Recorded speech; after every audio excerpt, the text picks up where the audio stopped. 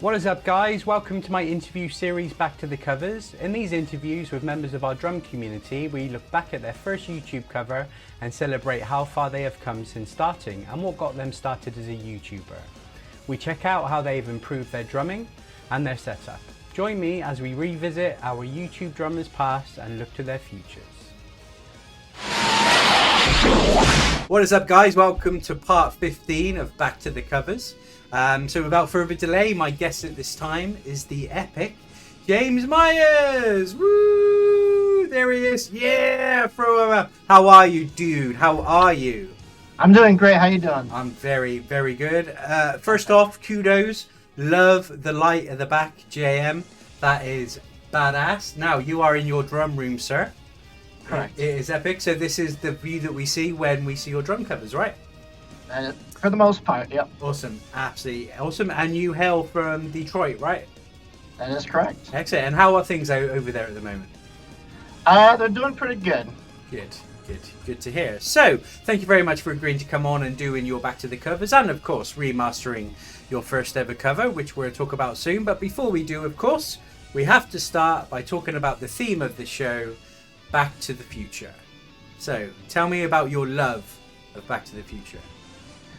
Yeah, I pretty much saw that movie when it, well, not when it came out, because that was before I was born, but as soon as I was allowed to see it, I guess you would say. But, you know, I always thought that's kind of what got started a little bit, like, well, it definitely helped aid in my music journey, you know, seeing Michael J. Fox play the guitar up there with the pinheads and all that on stage and everything.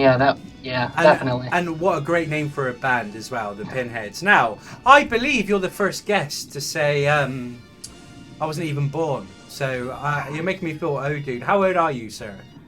I'm actually 36. Shit, is it that old? Oh my god. No, he is as well. Oh my god. Like, I'm at that stage when you say 10 years ago, you think like 2000.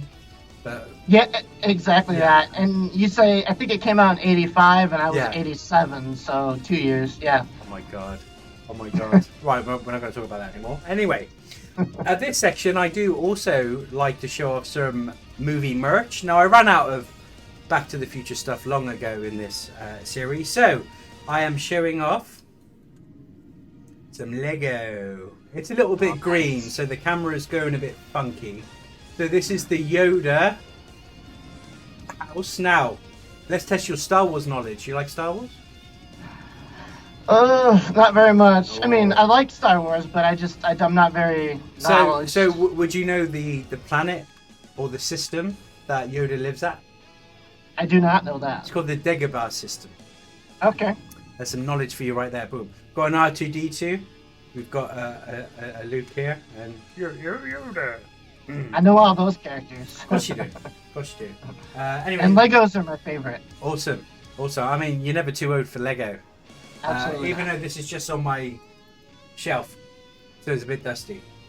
That's actually on a shelf above my drum kit that you can't see on any camera, which is a shame. But it's where I hang my overhead camera. Very convenient. And just happened to happen. I didn't plan it. It just happened, which is awesome. Anyway, that's enough of talking shit about movies. Let's start talking about you. So today is all about your past, present, and your future of your channel. So what say we hop into the DeLorean and check out your past. So here we go.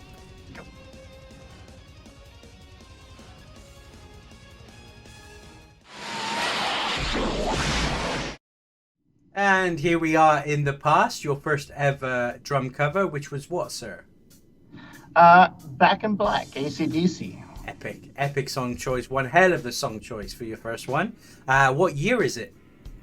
If I'm not mistaken, that should be 2020. It is 2020 indeed, sir. Awesome. So on that note, why did you choose this song?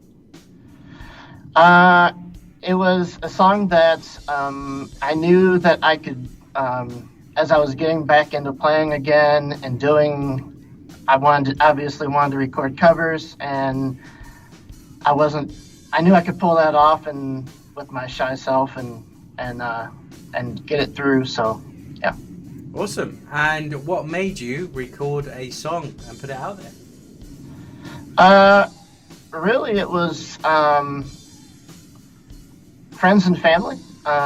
They, I uploaded a few videos to Instagram and my personal Instagram and stuff like that, and they were like, "Oh, this is really cool." And most of my family, I've been playing drums like most of my life, and most of my family hasn't had that opportunity to see me play. So that was like the main inspiration to kind of uploading drum covers. I knew that I could do that here on YouTube, and yeah. Awesome. Now, I noticed on your channel when I was looking for your first cover, this wasn't the first video you uploaded, was it? Correct. So what other videos did you upload before? Mostly it was when I really didn't know any covers. It was me coming back to drumming and just sort of practicing, so kind of like practice videos.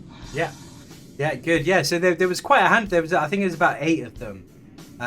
So that's really cool and a really cool thing to do. And then you kept on doing them and then did some more covers, which I thought was particularly cool. So you said you got back into drumming. So tell me about that. When did you first start playing the drums and what caused the break?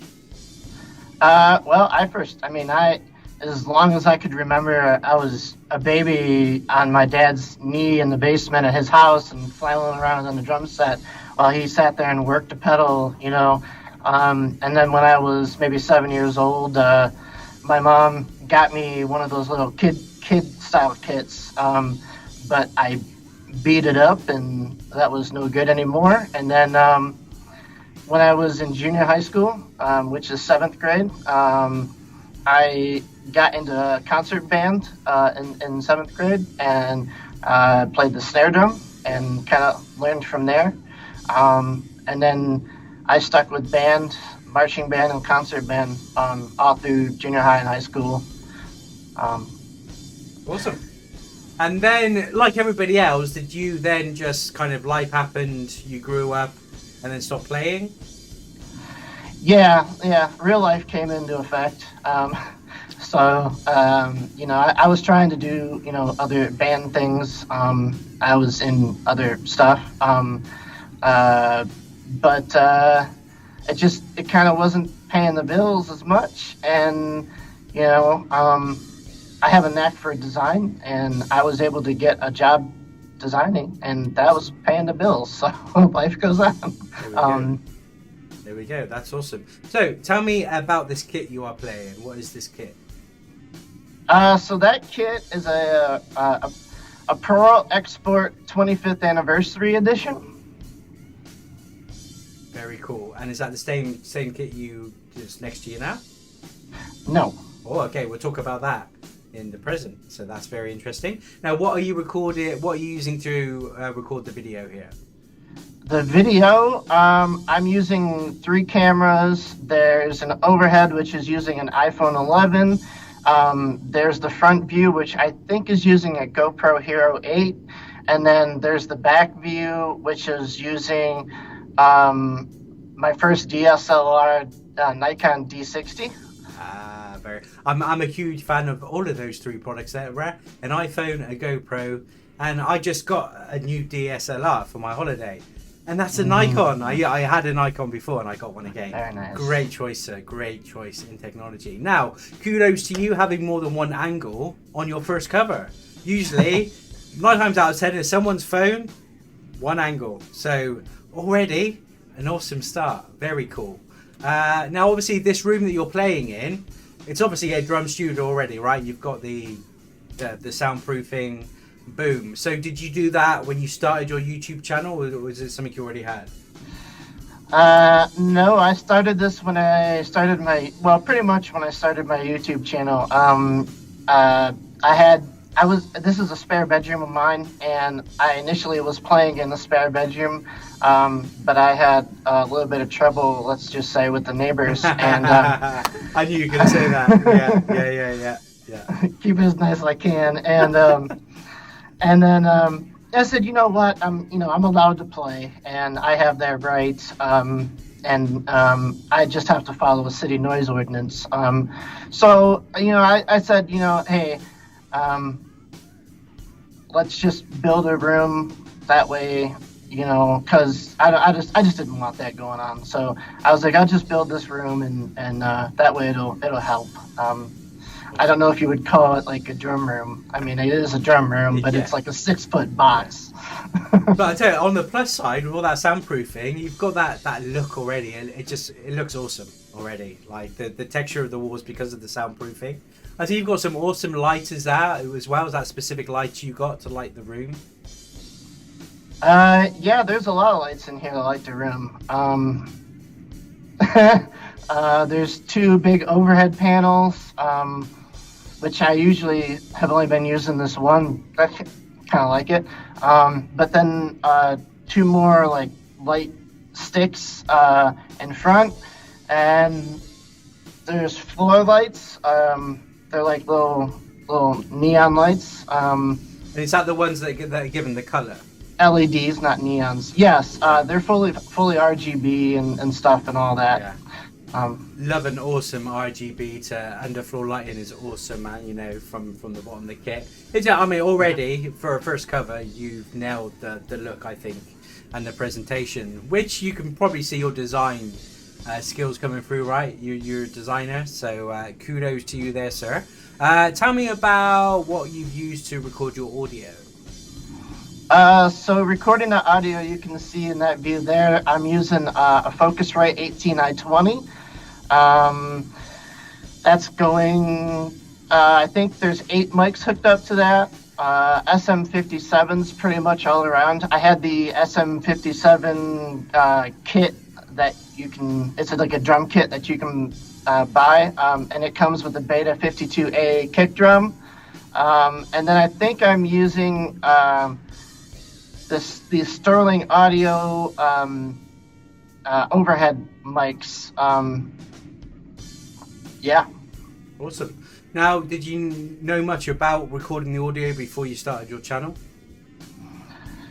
I had a little bit of experience with it. You know, back when I was younger in bands and stuff, we recorded into a 16-track Alesis, and then we used Firewire to separate the tracks out into Cubase, I think it was.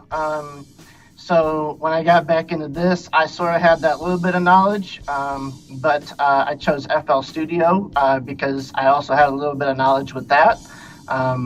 So now I just, go with that. Awesome. And what reaction did your first cover have at the time when you released it? Reaction from audience? Yeah. I think from what I saw, everybody seemed to like it and was pretty supportive. I had no clue what anything was going on. Well, from this morning, you have had 150 views on your first cover. So for me, back in the day when I started mine, I was happy if I got 10 views.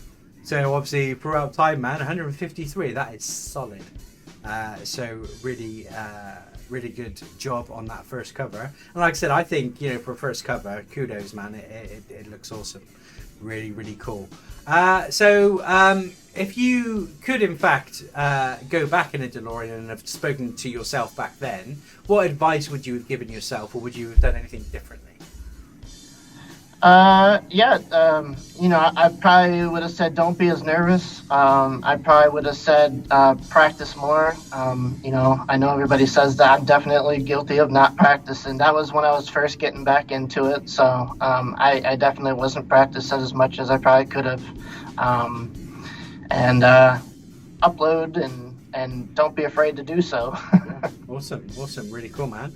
Okay, well, it was great to find out about the start of your channel, so let's hop back into the DeLorean and we're going to discuss about everything you've achieved and talk about what's happening at the moment. So here we go.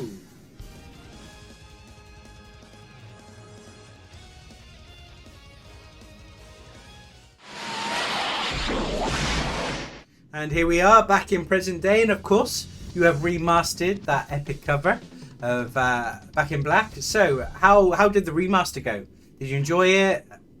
How do you feel about it? Yeah, actually, I was able to learn that one in probably like 3 days or 2 days. So it came back to me fairly easy. I was a lot more comfortable playing it this time.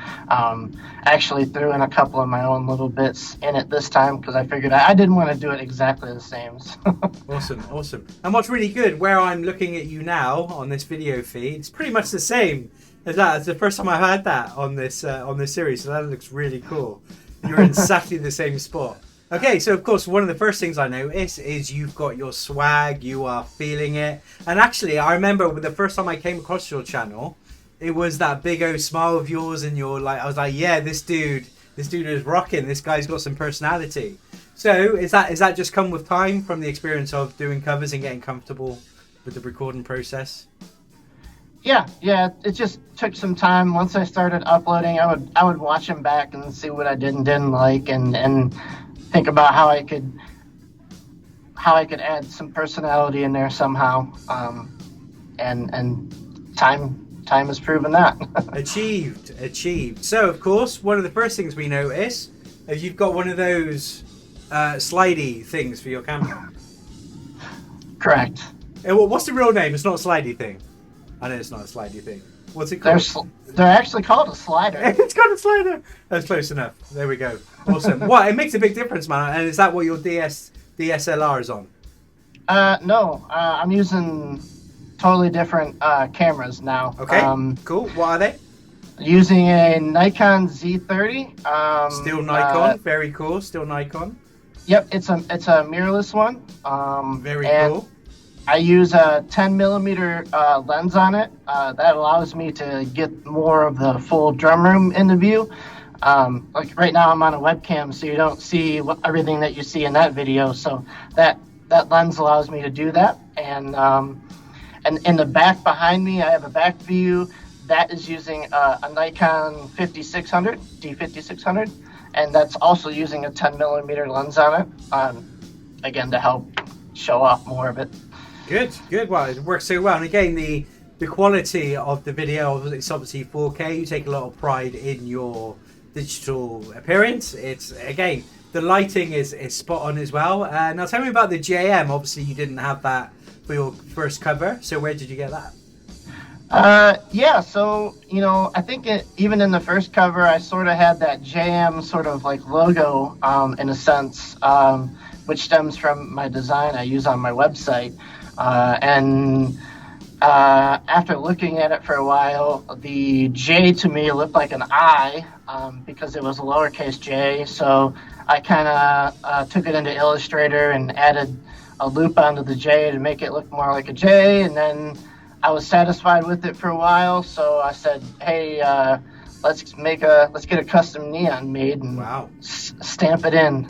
So self-designed and then custom made. That is awesome. I love it. So one thing you did tell me in the past is you have a different kit now. So tell me about this kit. Yeah, so I'm actually currently using a Pearl Session Studio Select. It's a 7-piece, 14.5 by 6.5, 10, 12, 16 and 18, and 22 by 18-inch kick. Ice blue oyster wrap. Wow, very cool. And are you using the same audio equipment to record the audio? Some of it. I'm still using a Focusrite 18i20, but I doubled it to 2 of them now. And I use 11 mics around the kit. SM57 on the top and bottom of the snare. I use a Shure Beta 98 AMPC on the left and right tom. And the 16-inch tom has a Shure Beta 98A DC, I think. And Shure SM57 on the 18-inch, Beta 52 on the kick. SE Electronics SE8s, vintage SE8s on the overheads, and Warm Audio WA87 on the room. And then the hi-hat has the one of the Sterling Audio mics that I had to pick up the hi-hat. Holy cow, that's one hell of a setup. So obviously you take a lot of pride in not only your visuals, but your audio too. So, how long does it take you to record a cover? Are you like fine tweaking everything? Is it obsessive for you? Very, very obsessive. I don't even do a cover unless I have it 99% down. I don't I try not to edit, edit the audio in the sense of I didn't hit that part right or something like that. So you want one take, right? You want to do it in one take. I try to do it in one take. Yeah. But how many times does that one take me? Yeah. All being there, especially with the red light of death, right? As soon as you see it record. I played this song a million times, and now I hit record. I can't play it all the way through. Ridiculous. Yes. Now, when it comes to your audio, which you have plenty of, by the sounds of it, I mean, how much editing you do in there to fine tune it, or are you at presets that you're happy with, or does it depend on the song? Well, it depends on the song a little bit. I kind of just mix it to where I'm happy with it. I do have some presets that I'll, load up the audio channels with. Presets as just a little bit of compression, maybe a little bit of reverb on it. No sample replacements, none of that stuff. It's all. I try to keep it. I'll boost up a little bit of the high and a little bit of the lows just to kind of give it a little bit of a pop, a little bit. And yeah, I try to keep it pretty straightforward. Oh, very cool indeed. And have the neighbors stopped complaining? So has that soundproofing worked? I haven't heard anything from the neighbors. But I know they can hear it still, but that's okay, especially when I have the door open behind me. And you haven't had anybody from the city poking around with their, monitors to see if you're following the ordinance or anything, so that's very good. Yeah, the city ordinance is 10:30 at night, so I can't play anything past 10:30. And I actually took a decibel meter right outside, and put it out there, and the road noise was louder than in here. So. Strong achieve. Well, now this is why I've got an E-kit, of course. I've always had an E-kit. I've actually never ever played an acoustic kit. I live in a semi-detached house, so my neighbours are just here. In fact, it got to the point I did have an amplifier at one point, and I heard them bang on the door for that amplifier. So I don't have an amplifier anymore, just headphones and plug into the system. It's fine. It is what it is. But I wouldn't know how to play an acoustic kit. Now, I know, being an E-kit player, it's a lot different playing acoustics, right? Especially how hard you hit it. But in between shots here, you were telling me you love an E-kit. Tell me about that. Yeah, I don't have an E-kit. I actually have 3 acoustic kits, and one of them has silent strokes on the heads. When I wasn't playing, for a lot of years there, if I could have had an E-kit, because I also lived in an apartment, I would have done that. I couldn't afford it, but I would have done it. It's just a great tool to keep practicing with, to keep, to learn with, and to do covers with. I mean, they can look pretty cool too. So yeah. And of course, you don't need 100 microphones like you. I just plug in a USB. There we go, magic baby. which is great. I like to keep it good. I like to keep it authentic in that regard. Good. Yeah, it's all good. So next, what I'd like to talk about is obviously looking at your timeline of your videos. There's a bit of a gap. Did you stop and start again, or is it just you weren't uploading frequently, or? I was testing the waters. I really didn't want to release stuff that I wasn't really liking completely. Basically that sort of thing. And I just life also. Yeah, of course. Well, now it looks like you've got yourself in a bit of a one a week rhythm, right? Which is a good place to be.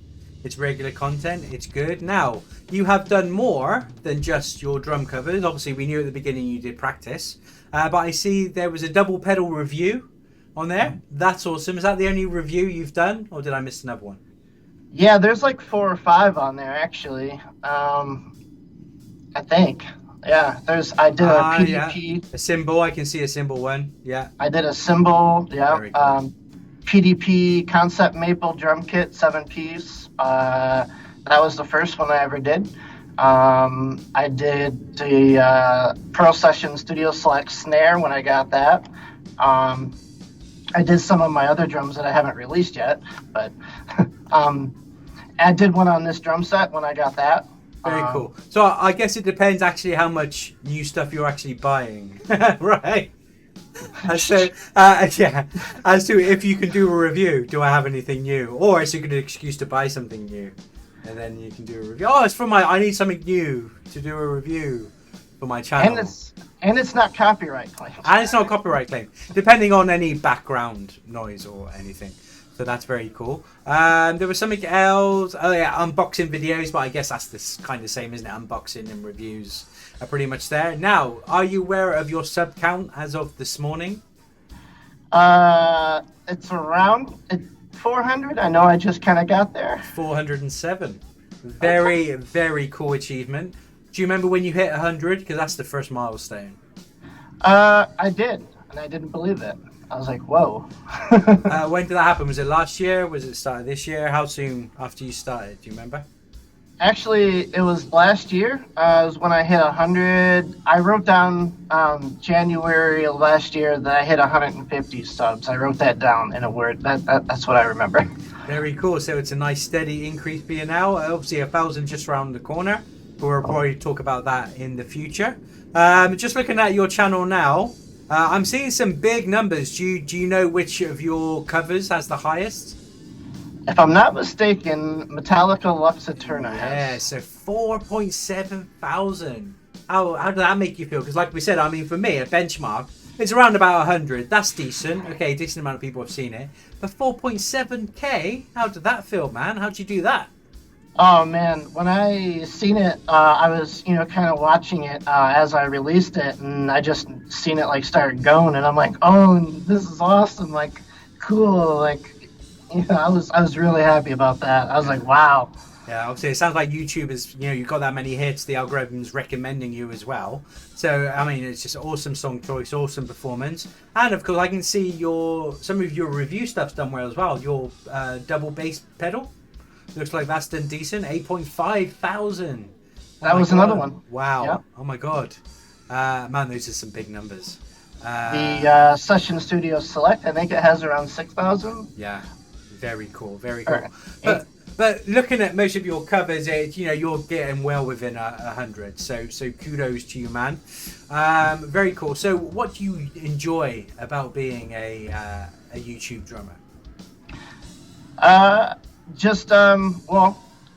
enjoy making drum covers and creating like a whole package and putting it out there and showing off my design abilities and and drum ability and just kind of whole package deal and putting it out there and just every time trying to improve it every time, make it one step better as well.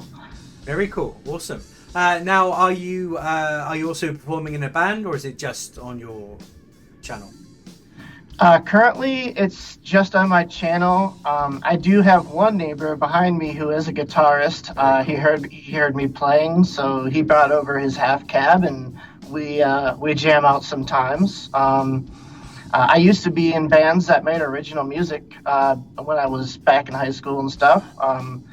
But yeah, at the moment, just mostly this and jamming. Hey, if an opportunity opens up, hey, let's do it, baby. Very cool. And you're keeping it sharp by recording and performing anyway, right? So there we go. Exactly. Okay, man. So that is everything in present day. So let's hop back into the DeLorean, go into the future, and see what's coming up. Here we go.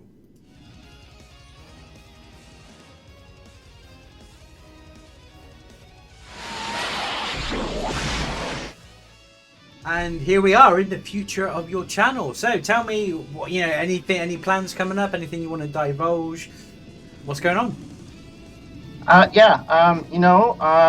Definitely working on more covers. I have a few collaborations coming up. Awesome. Would love to keep doing collaborations, just growing the channel. That's basically the goal right now, is just have fun with drumming.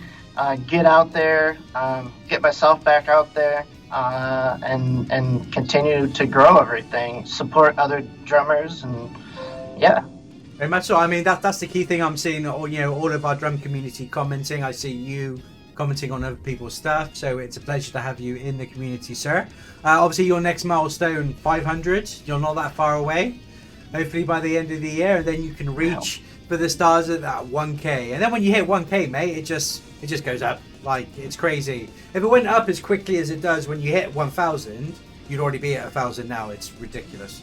I think there's something about that number when people see it. They're like, ooh, they're really quick to subscribe to that. I like that. Very cool. So if you could give any advice to anybody that's starting as a drummer, what advice would you give them? Practice. Even advice to myself. Don't be shy. Just go for it. And keep practicing to make yourself better. Just be the best version of you that you can be. And anybody that wants to put out stuff on YouTube, what advice would you give them?